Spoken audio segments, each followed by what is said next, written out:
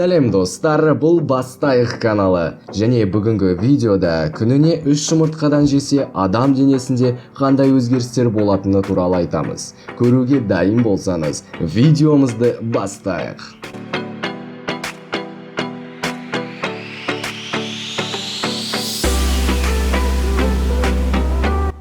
Диологтар біраз уақыт жұмыртқаға сенбей, бұл тамақта холестериннің мол мөлшері болды деп есептеп келеді. Алайда соңғы тексерулер керісінше нәтиже көрсетіп отыр. Күнделікті тамақ тұтыну рационына бар жоғы 3 жұмыртқа қосыңыз да күтіңіз. Денсаулығыңыздың аз уақытта қалай жақсарғанын көресіз.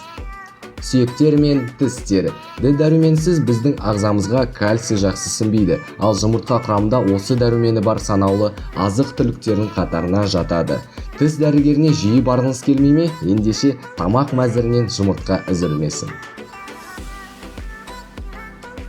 Күш қуаттың артуы. Таңғы ас кезінде жұмыртқа жесеңіз, жарты күнге дейін қуатты жүресіз. Есіңізге түсіріп көріңіз, таңертеңгі тамақта жұмыртқа жеген күніңізді, түске дейін қарныңыз ашпай жүретіні рас.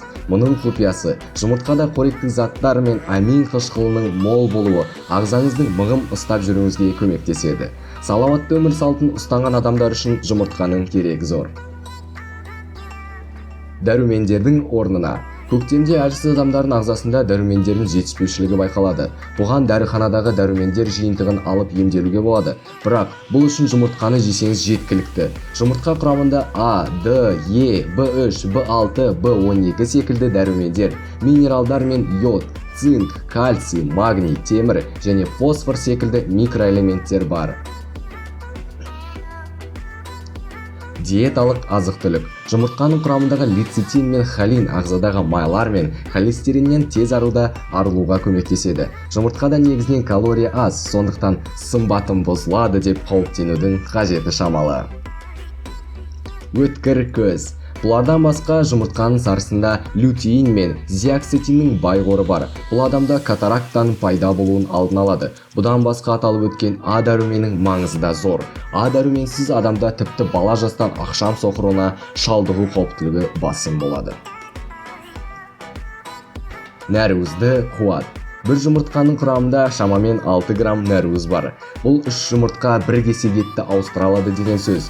Нәруыз белсенді қимылдап жүрген адамға өте қажет. Салмақ жоғалтпауға, гипертонияға ұшырап қалмауға және сүйектің сау болуы осы элементке байланысты екен естен шығармаңыз.